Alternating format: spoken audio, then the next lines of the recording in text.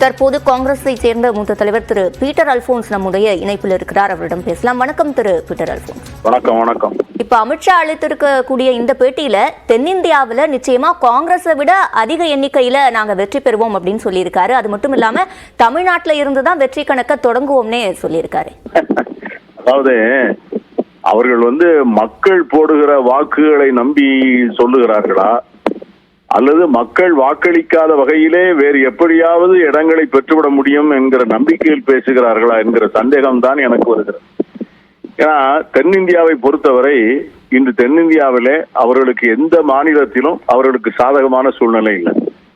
இன்னைக்கு ஏற்கனவே அவர்கள் பல்வேறு இடங்களை அதிகமாக பெற்ற கர்நாடக மாநிலத்திலே ஒரு பெரிய ஒரு அவர்களுக்கு எதிராக ஒரு பெரிய குற்றச்சாட்டு கிளம்பி அந்த குற்றச்சாட்டு பெண்களுக்கு எதிரான குற்றச்சாட்டாக இருந்து அந்த சுமக்கின்ற அந்த வேட்பாளரை ஆதரித்தே பிரதமரும் உள்துறை அமைச்சரும் வாக்கு கேட்டதாக வருகின்ற அந்த தகவலின் பேரில் பாஜக மீது மிகப்பெரிய வெறுப்புணர்வு ஏற்பட்டிருக்கிறது கர்நாடகத்து மாணவர்களுக்கு, வாக்காளர்களுக்கு. தமிழகத்திலே அதை போல எவ்வளவு பெரிய மோடிக்கு எதிராக எவ்வளவு பெரிய அலை வீசுகிறது என்பதையும் எல்லோரும் அறிவோம்.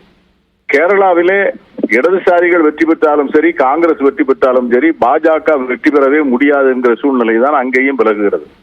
தெலுங்கானாவிலே புதிதாக ஆட்சி அமைத்திருக்கிற காங்கிரஸ் ஆட்சி அமைத்த மாநிலத்திலே தேர்தல் வாக்குறுதிகளை நிறைவேற்றிய காரணத்தினால் காங்கிரஸ் கட்சிக்கு ஒரு பெரிய ஆதரவு அலை தெலுங்கானாவிலும் வீசுகிறது. இந்த சூழ்நிலையிலே ஆந்திராவில் மட்டும் ஒரு கூட்டணி வைத்திருக்கிறார்கள். அங்கே கூட ஜெகன் தான் வெற்றி பெறுவார், காங்கிரஸ் அடுத்த இடத்திற்கு வரும் என்றுதான் சொல்லுகிறார்கள். இப்படிப்பட்ட சூழ்நிலையிலே எங்கே இருந்து தென்னிந்தியாவிலே அவர்களுக்கு காங்கிரஸை விட அதிகமான இடங்கள் வரும் என்று தெரியவில்லை. ஒருவேளை எந்த நம்பிக்கையில் சொல்லுகிறார்கள் என்பதை பார்த்துதான் நாம் அதிலே விளக்கம் பெற முடியும். அவர்கள் இப்படி அடிக்கடி சொல்வதை பார்த்தால், தேர்தல் ஆணையம் நடந்து கொள்கிற முறைகளையும் பார்த்தால் நமக்கு தேர்தல் நியாயமாக நடக்குமா, வாக்குகள் நியாயமாக எண்ணப்படுமா என்கிற சந்தேகங்கள் நியாயமாக எழுதுவதை யாரும் தடுக்க முடியாது. ஆகவே அப்படிப்பட்ட சந்தேகங்கள் இருக்கின்ற சூழ்நிலையிலே அமித்ஷா சொல்லுகின்ற இந்த வார்த்தைகளை வைத்து பார்ப்போம் என்று சொன்னால், தேர்தல் ஆணையத்தின் மீதும் அதன் நடவடிக்கைகளின் மீதும் தற்பொழுது நடந்து வருகிற அரசியல் நடவடிக்கைகளின் மீதும் நமக்கு நிறைய பயம் இருக்கிறது, அச்சம் இருக்கிறது. இப்ப தென்னிந்திய மாநிலங்களை குறிப்பிட்டு இங்க காங்கிரஸை விட அதிக அளவுல நிச்சயம் வெற்றி பெறுவோம்னு அவங்க சொல்றாங்கன்னா அந்த கான்பிடன்ஸ் எங்க இருந்து வருதுன்னு நினைக்கிறீங்க? அதைத்தான் நான் சொல்றேன். அதாவது மக்கள் வாக்களித்து அந்த வாக்களின் மூலமாக இந்த வெற்றியை நிச்சயமாக அவர்கள் பெற முடியாது.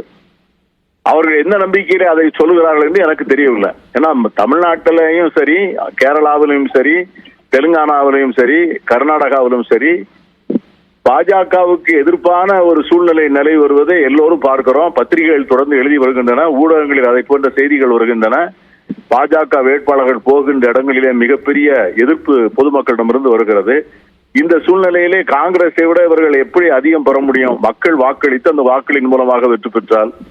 ஆகவே அதற்கு அப்பால் வேறு ஏதாவது இவர்கள் வைத்திருக்கிறார்களா என்று எனக்கு தெரியவில்லை. அதை திரு அமித்ஷா அவர்களும் பாஜகவினரும் தான் அதை விளக்கம் சொல்ல வேண்டும்.